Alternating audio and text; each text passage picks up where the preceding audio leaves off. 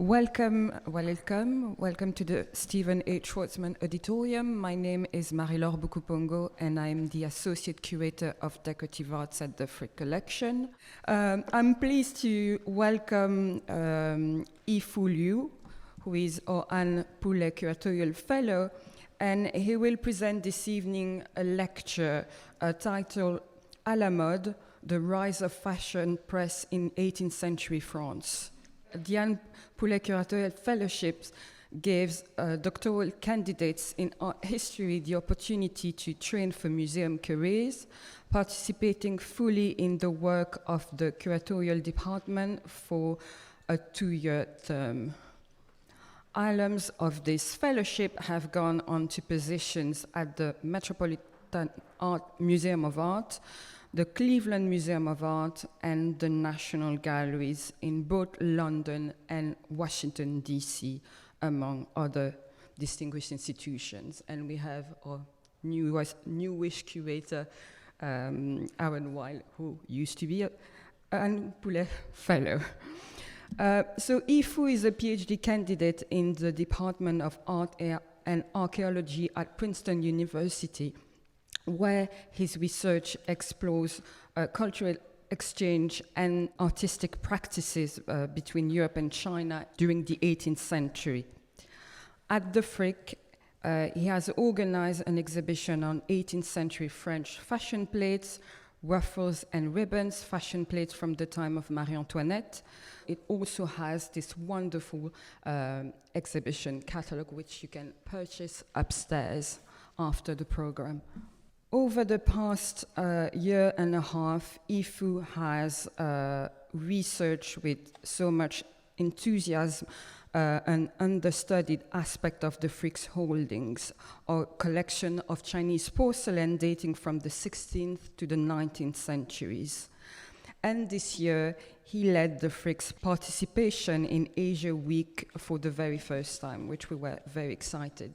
I'm also pleased to announce that Yifu will stay a bit longer with us, thanks to a 3-year sponsorship by Louis Vuitton that we just announced. And starting in September, he will be the new Louis Vuitton Curatorial Research Associate. This 2-year position in the curatorial department will allow him to work with me on the Frick's extensive holdings of Asian porcelain, which certainly deserve more attention. Please join me in welcoming Yifu and enjoy the program.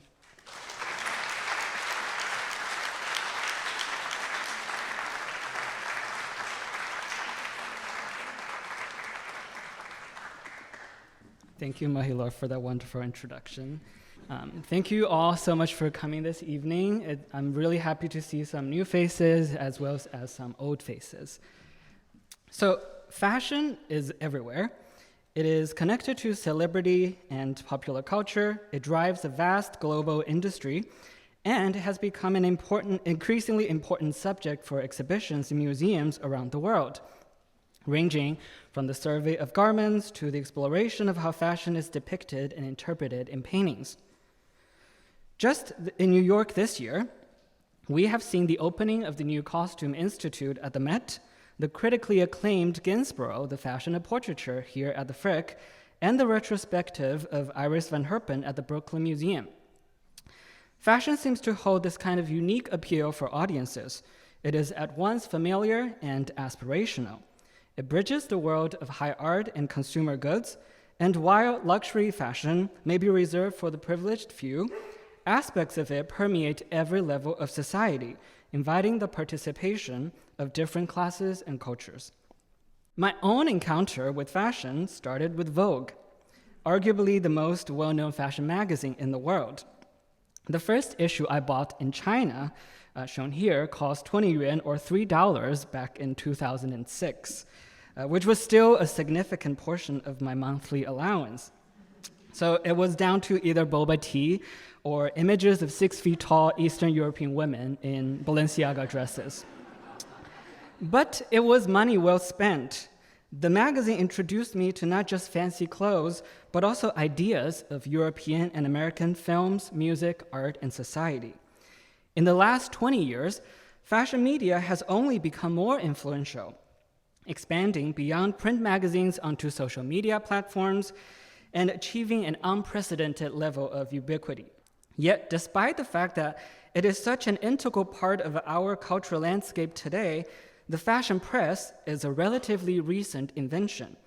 This genre of magazine did not exist until the late 18th century.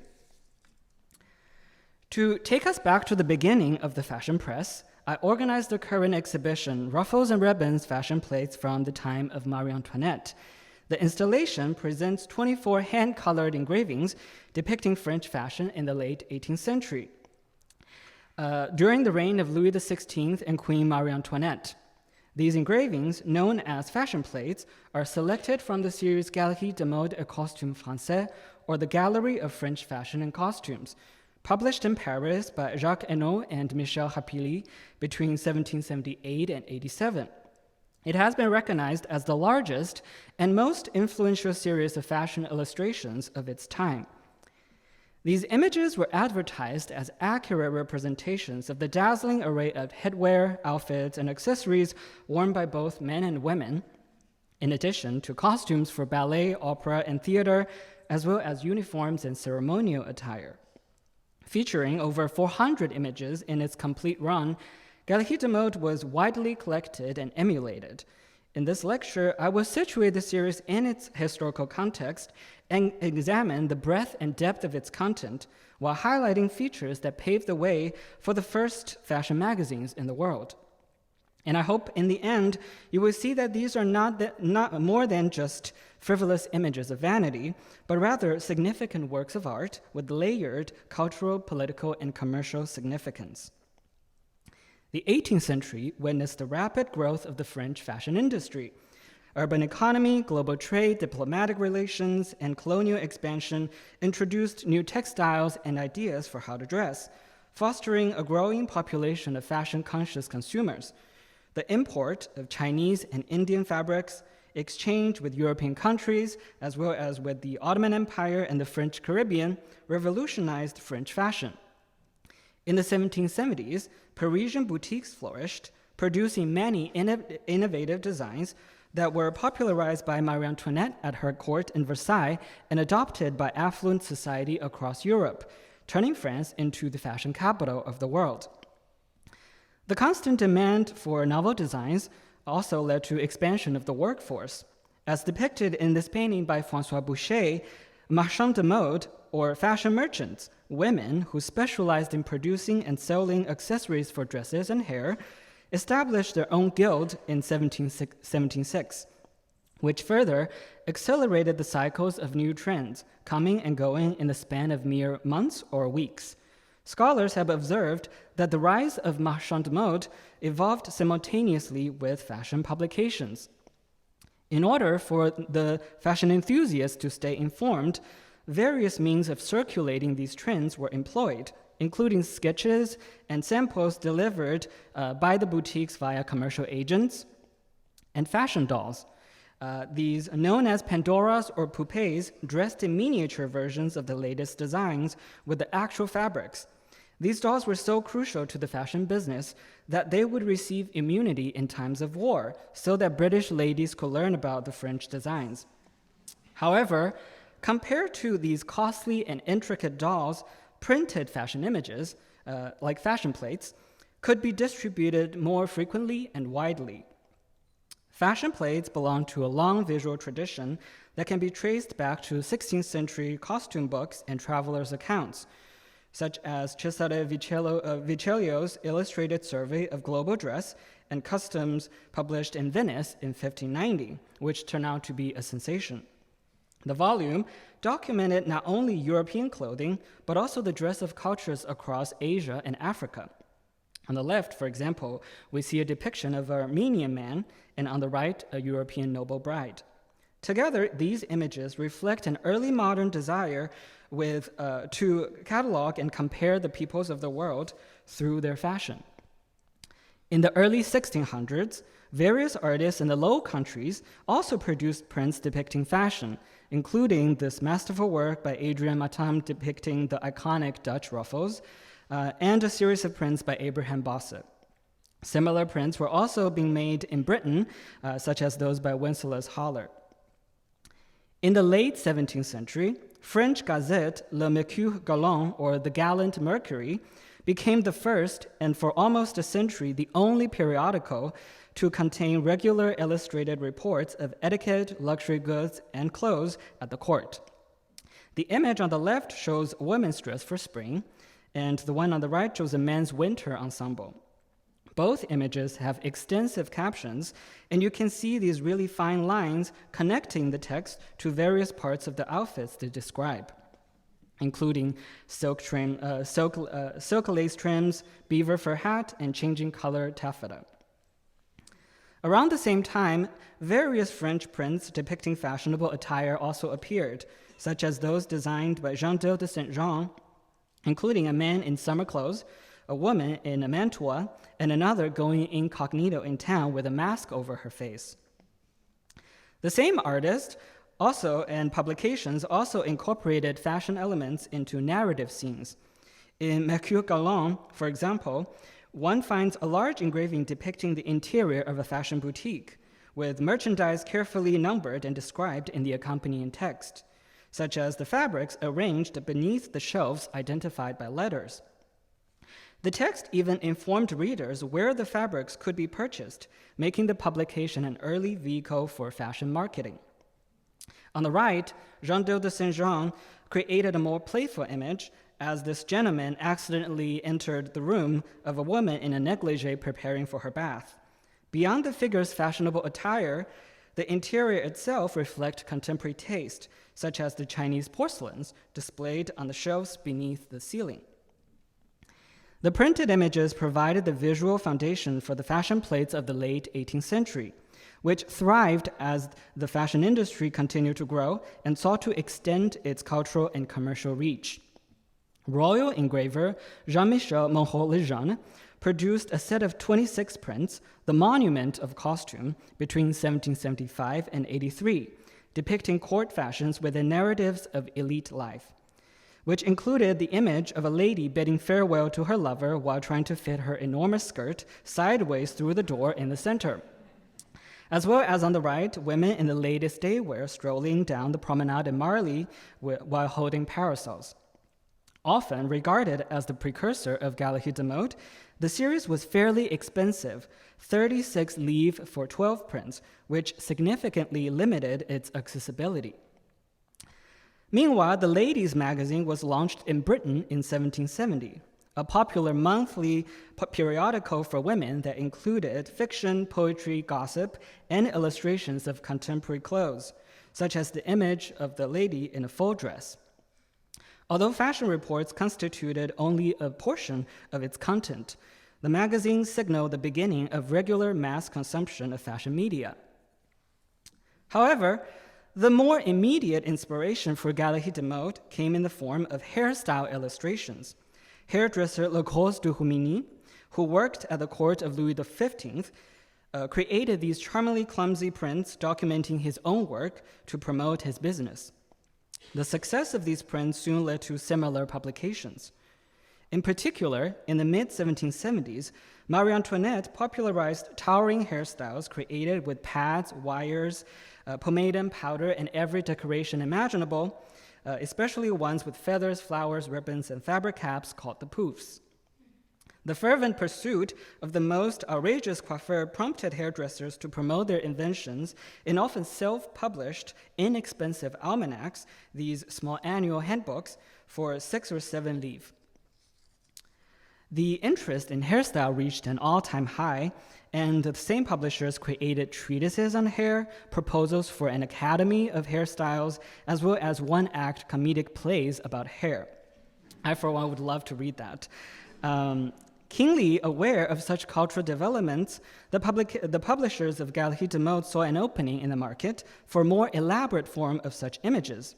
They claimed that, quote, the revolution occurring in the costume of French heads, unquote, was the only subject capable of capturing the curiosity of society, perhaps foreshadowing another revolution involving French heads soon on the horizon. As the outlined announcement here suggests the earliest prints in the series focused exclusively on hairstyles. And as you can see, the series was not named Galerie de Mode just yet, but rather was only referred to as the first and second sets of the French costumes for hair since 1776. In particular, we see a pouf topped with a miniature ship, a trend that Marie Antoinette popularized to celebrate French Navy victories. The publication was initially issued bi-weekly in sets of 6 prints. Each hand-colored set cost 6 livres, roughly equivalent to a working-class person's monthly wage or rent, making it a luxury collectible, though slightly cheaper than the royal engraver's earlier works. The set could also be purchased black and white for half the price, potentially to be tinted by hobbyists at home. From the 7th set onward, Galerie de Mode began to depict head-to-toe ensembles. The first full-length figure is shown on the right, as she lifts the skirt and reveals her leg in this suggestive manner, hinting at the intended male audience for the series. Even though today we associate fashion magazines with a predominantly female audience, in the 18th century, these images still catered to the male gaze. After the launch of the first 16 sets of 96 fashion plates in total, the publishers decided to create a compilation volume preceded by a frontispiece, an introduction, and short essays describing each print. And the series was formally named Galerie de Mode. In this frontispiece, the figure of Mercury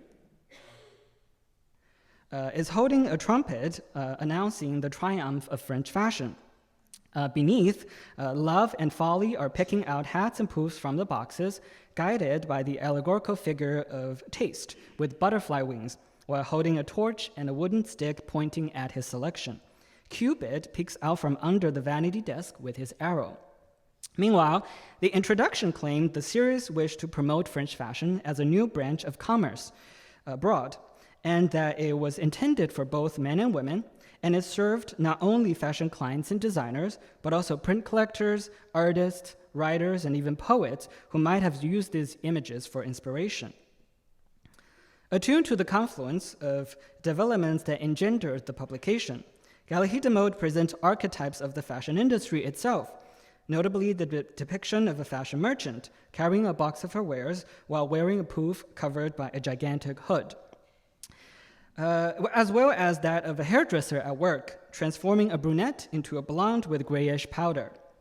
Marie Antoinette collaborated closely with her personal fashion merchant, Rose Bertin, and her hairdresser, Léonard Alexis Autier, the original glam squad before La Roche and Zendaya, and concocted the provocative styles that defined this era.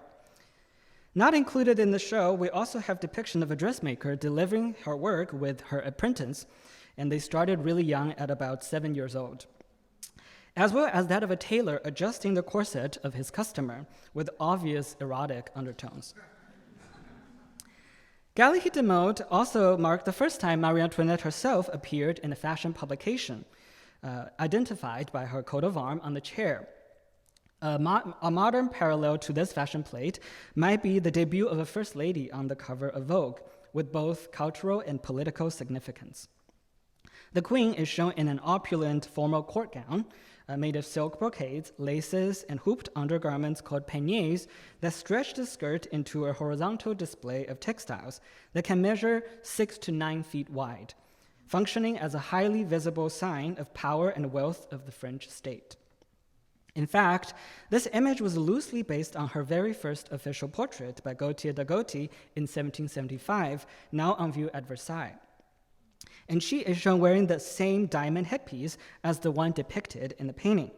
Though the editors claimed these fashion plates were made d'après nature, or drawn from life, many of them were adapted from existing paintings and prints, a point that I will return to later. The royal couple was depicted several times in the series, such as this pair of images from 1781. The two figures are dressed in the most sumptuous court gowns made of the finest materials. Court styles appeared throughout Galerie de Mode, which were the clothes reserved for formal occasions, balls, and ceremonies. For instance, depicted here is a debutante collecting alms on behalf of the poor in the royal chapel while being accompanied by a gentleman. She is wearing a mantua-style gown with the skirt pulled all the way back and tied into these rumps. It is very similar to what the French noblewomen from the 1680s wore in the engraving on the right. In fact, court gowns are deliberately antiquated behind the latest fashions to evoke the reign of Louis XIV a century ago. The most prevalent 18th century style, called robe à la française or the French style dress, is defined by box pleats cascading from the shoulder all the way down to the floor, forming a train, and it was increasingly reserved for formal occasions. Originated in France, the style was adored by women across Europe, which can be seen in various paintings of this period. Here we have a fashion plate alongside the extant garment. The print emphasized the construction of the dress from the back, while also infusing the figure with a sense of personality and narrative, as she is shown holding a fan and reading a letter. And this image of a court lady, as scholars suggest, could be a satirical portrayal of Louis XV's official mistress, Madame du Barry, and her famous black servant, Zamore, who was allegedly trafficked by the British into France from Bengal.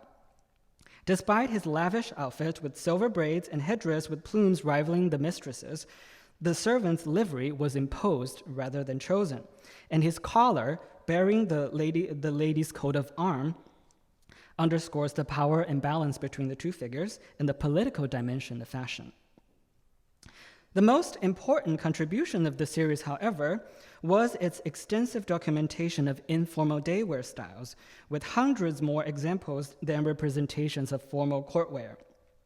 These new casual designs feature slimmer silhouettes and lightweight fabrics suited to leisure and mobility, and they encapsulate the cosmopolitan character of French society. These styles include, from the left, the pink striped robe à la polonaise, or the Polish style dress, with an inverted V opening in the front and poofy swaps draped in the back. Next to it, we have the yellow Circassian dress, the name of which references women from the region of Circassia, who are known as beauties in the Ottoman harems. Although the style has little to do with Circassian costumes, the name reflects the French fascination with the exoticized Orient. Then we have this apple green robe à l'anglaise, or the English style dress, with a fitted bodice, a style inspired by the kind of dress popularized by British ladies. And lastly, we see a blue levite gown, inspired by Ottoman caftans and costumes of Jewish priests in 18th century biblical plays. A rectangular robe tied around the waist with a sash, the levite was favored by Marie Antoinette when she was pregnant.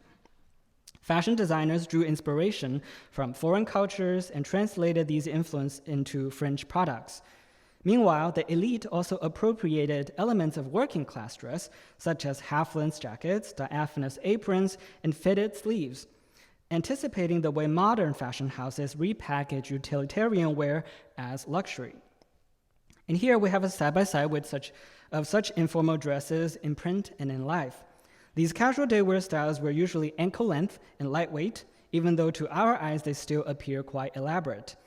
The particular example here from the Costume Institute is actually made of hand-painted Chinese silk, first exported to France, then shipped to America, where it was assembled into a dress, highlighting the global circulation of styles and materials. And of course, these daywear styles were also widely adopted in Britain and other European countries. For instance, on view at the dining room in the Frick, we have the Mall in St. James's Park by British painter Thomas Gainsborough in 1783, in which you can see on each side variations of the Anglaise and the Polonaise, especially the yellow number here in the corner. Marie Antoinette famously favored a type of casual dress that became known as the chemise à la reine, or the queen's chemise, inspired by undergarments and tropical dress worn in the Caribbean to combat the heat. The chemise is a one-piece white cotton or muslin gown gently tied around the waist with a silk sash. In 1783, the queen wore such a chemise for her portrait by Elizabeth Vigée-Lebrun that was removed from the salon due to the uproar that it presented the queen too informally. More importantly, such chemise was often made of imported cotton, which was considered unpatriotic for the queen, leading French silk manufacturers in Lyon to protest to the king. Though she had to sit for a new portrait, wearing a blue satin gown, The controversy only increased the chemise popularity. Many depictions of the style in Galerie de Mode no doubt amplified its reach throughout Europe. Beyond fashion itself, these images offer a vivid glimpse into contemporary life, from a man enjoying hot chocolate or coffee at home on the left, to children dressed in adult fashions playing with toys and dolls, and to a beauty eating ice cream and sipping a sweet liquor called parfait d'amour, to a lady on her way to a masquerade wearing a full-length hooded cloak called the domino.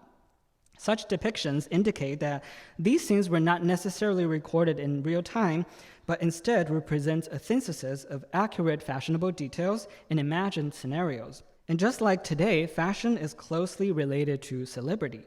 The lady sipping alcohol is flaunting the latest hairstyle called the contat. It is named after Louis Contat, an actress who rose to fame and became a fashion icon after playing the lead role of Susanna in the sensational play Marriage of Figaro by Beaumarchais in 1784. The costumes and hairstyles of various characters from the play, as shown in the engraving on the right, were frequently featured in Galerie de Mode, the same way a TV show or a blockbuster film can generate new trends. It's kind of like how everyone wanted the Rachel Bob when Friends was on air. The series also highlights more specific sartorial events, such as the grand mourning observed after the death of a royal family member, during which no color or jewelry could be worn. The mourning dress code had 3 stages. Initially, one must wear non-reflective black clothes of wool or poplin for several weeks or months, and this was followed by clothes of black silk or satin, so shiny black. And the final stage was called the half mourning, wherein black and white garments and great embellishments were allowed. 18th century viewers could also engage with these prints in more ways than one. For instance, hat designs depicted in these oval medallions could be cut out and transformed into decorative buttons or knobs by placing them in between glass cover and metal backings, shown in these examples from later magazines on the right. And if you want to make them, we do have studio hours on June 11th and 12th. Of course, an exhibition of just 24 engravings cannot capture the range of fashions represented in Galerie de Mode. For example, the publication includes designs for ballet and opera costumes, as well as ceremonial robes worn by officials. It also depicts a variety of people, among them this plus-size women bundled in a fashionable winter ensemble. The series also experimented with inventive compositions. On the right, a gentleman appears within a picture frame with his buckles, waistcoats, and other accessories suspended from striped ribbons around him. Luckily, the Frick Art Research Library has 370 original prints, thanks to the generous gift of Melinda Martin Sullivan, and all of them have been digitized for you to explore further. Having surveyed the fashion represented in the exhibition, I now want to turn to the relationship between Galerie de Mode and other works of art. In particular, one fashion plate depicts a lady in a morning negligee teasing her dog with a gimlet, a ring-shaped biscuit in her hand. The sensual image of the beauty reclining in an erotic manner appears to echo, if not inspire, similar compositions by Jean-Honoré Fragonard, one of the most famous Rococo painters. The print could also have been influenced by the Frick's very own A Lady on Her Daybed by François Boucher in 1743. Though the poses of the figures are nearly identical, the print designer updated the various details of the clothes, such as the bonnet, the short jacket, and the fitted sleeves, to reflect contemporary taste. Fashion illustrators frequently borrowed from painters and vice versa. No image better captures the complexity of these fashion plates than this depiction of a young man in a loose-fitting dressing gown or robe de chambre. The textile is described in the caption as painted toile, which could refer to either printed cotton in France or imported Indian chintz. The so-called pagoda sleeves in rectangular shape point to Chinese or Japanese influences, while the silver chocolate or coffee pot on the table evokes the French consumption of exotic goods. The gilt wood console features festoons and rocaille ornaments characteristic of the time. Although this depiction is seemingly steeped in contemporary fashions of the 18th century, It is in fact based on a print made 100 years ago by Jacques Lepaute. As early as the late 17th century, loose-fitting dressing gowns made of Indian chintz were already popular in Europe. The design appeared in many prints in France and the Netherlands, including one by Nicolas Bonnard, which identified the style as Armenian. This is likely due to the fact that Armenian merchants were key brokers in the trade of Indian and Asian textiles into Europe. Meanwhile, the Dutch associated such robes with Japanese kimonos, which were imported by the East Indian Company. The dressing gown increasingly appeared in interior settings alongside books and writing desks, as the casual style became a marker of a gentleman's sophistication and intellect, something that they would wear to write stuff. Seen in the depiction of a French nobleman on the left and a Dutch physician on the right. When the composition was revived in Galerie de Mode, all pretense of intellect had been forsaken.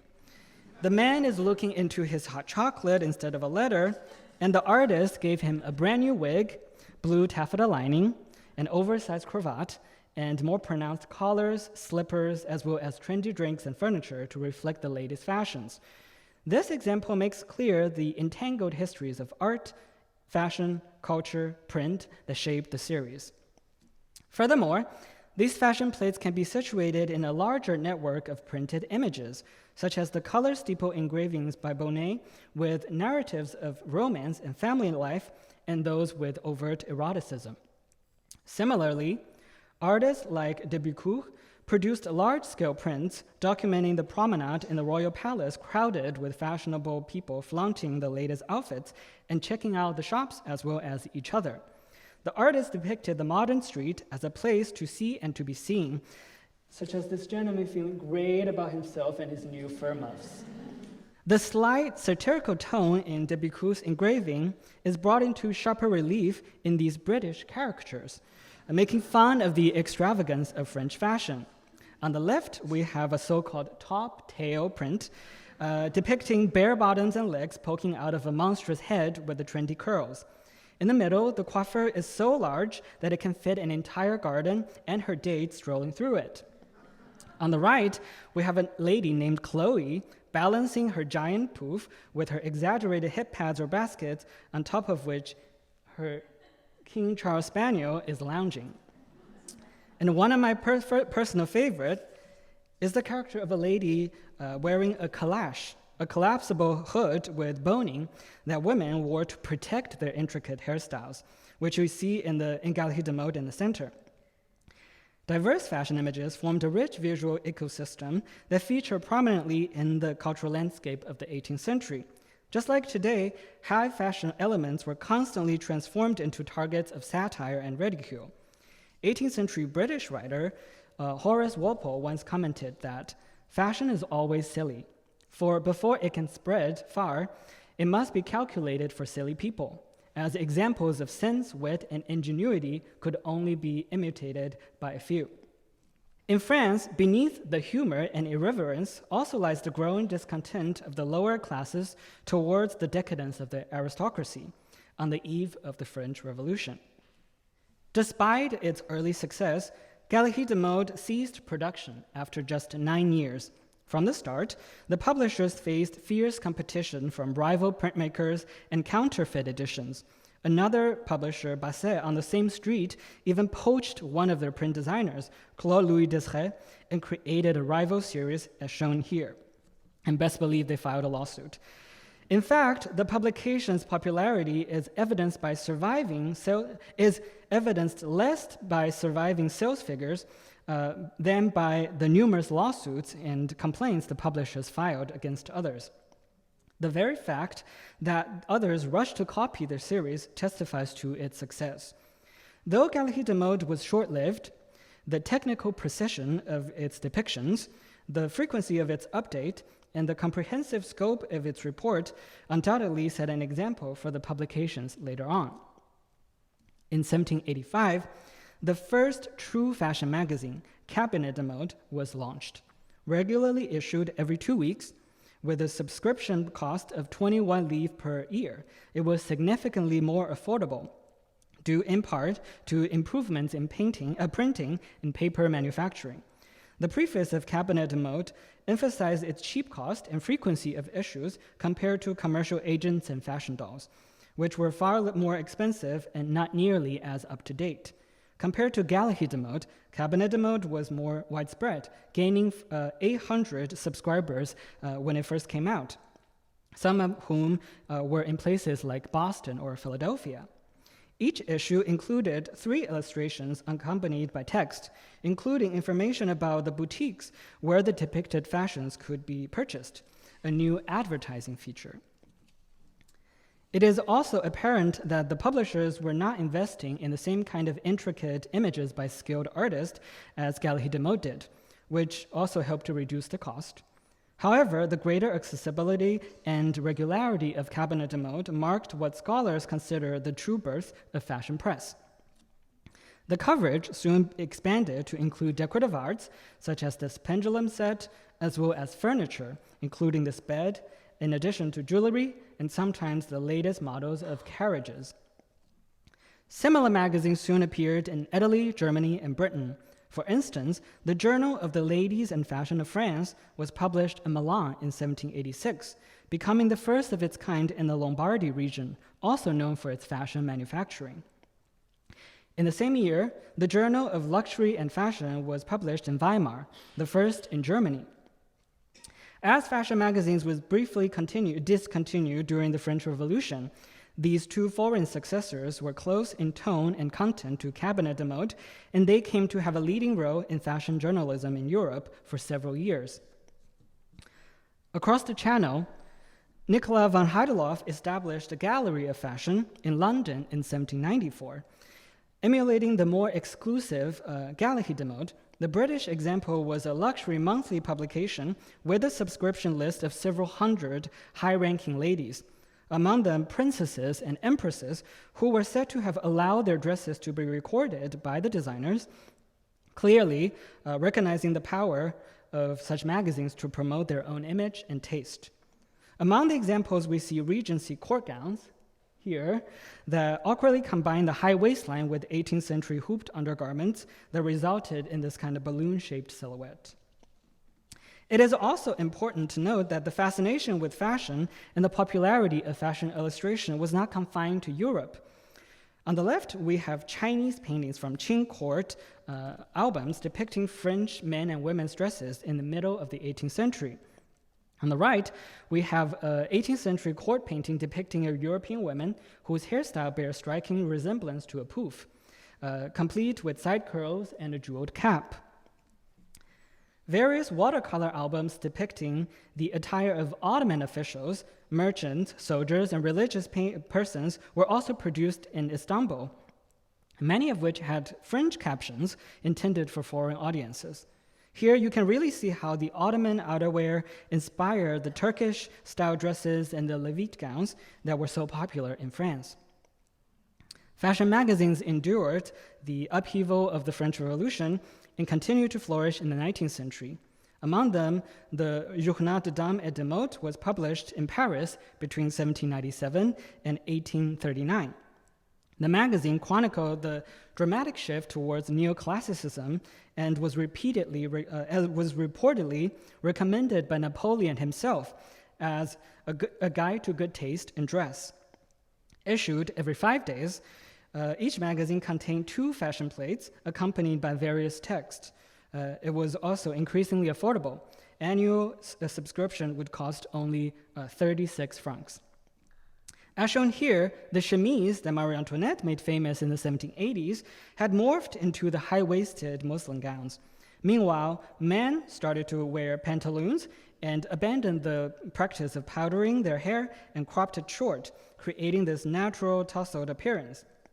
These new hairstyles were referred to as a la Titus or Brutus, underscoring their classical inspirations. And today, we might call them the wolf cut or mullet, which you see all over Bushwick. Shortly after, La Belle Assemblée was published in London between 1806 and 1837. The name was strategically in French, and the magazine published numerous illustrations from the Regency period, as well as poetry, novels, essays on politics and science, book reviews and critiques, and as the cover claimed, the magazine is addressed particularly to the ladies, whereas previous magazines were intended for both men and women. With this sharper focus on the female audience, we no longer see the erotic tones that was prevalent in Galerie de Mode. We then see the full display of Victorian fashion in the Ladies' Gazette of Fashion, which ran from 1846 to 94. It was followed by the English Woman's Domestic magazine, launched in 1852, becoming the first English magazine to make dress patterns available to the middle class.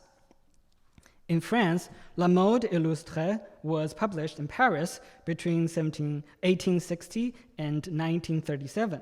It targeted mainly young women of the middle class, and it was so successful that it had many subscribers not just in France, but also England and the United States.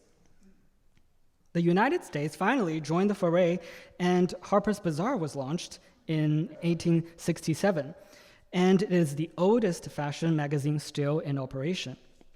Finally, back to where we started this lecture, Vogue was established in 1892, a weekly fashion magazine at first. It was then acquired in 1909 by Condé Nast and became the cultural juggernaut as we know it today, in an age when we have grown accustomed to the constant consumption of fashion media. In a way, all the September issue covers, all the editorial spreads, and the glitz and the glamour of the Met Gala, where Madonna showed up with a ship on her head, all can be traced back to Galerie de Mode. As fashion magazines became more widespread, we also see more avant-garde publications that sought to unite art and fashion. One notable example is Gazette du Bon Temps, founded in 1912, which secured exclusive contracts with leading couture houses to represent their latest designs in lavishly illustrated prints. Positioning itself against mainstream competitions like Vogue, Gazette du Bon Temps sought to elevate fashion to the status of art, a discourse that's still relevant today. Here we have costumes inspired by French court dress, including Paul Poiret's interpretation of the geometrically trimmed trees in Versailles, as well as a design by Jacques Doucet that was illustrated quite similarly as the Madame du Barry print in Galerie de Mode that we examined earlier. Lastly, the House of Worth created this costume with Marie Antoinette-era hair and a polonaise skirt, showing the enduring allure of 18th-century fashion. This year, Marie Antoinette has once again returned to the zeitgeist with a recent exhibition celebrating her style at the Victoria and Albert Museum and an upcoming retrospective of the costumes in Sofia Coppola's film about her in Versailles in the fall. And why did she come back at this particular historical moment? We will unpack that later. The Frick exhibition invites the viewer to consider the pivotal role Galerie de Mode in disseminating the fashion of her time and its transitional character that transformed existing visual vocabulary into new expressions and ushered in the advent of the fashion magazines, all the while serving as an invaluable source for our understanding of late 18th century art and culture. Thank you for listening.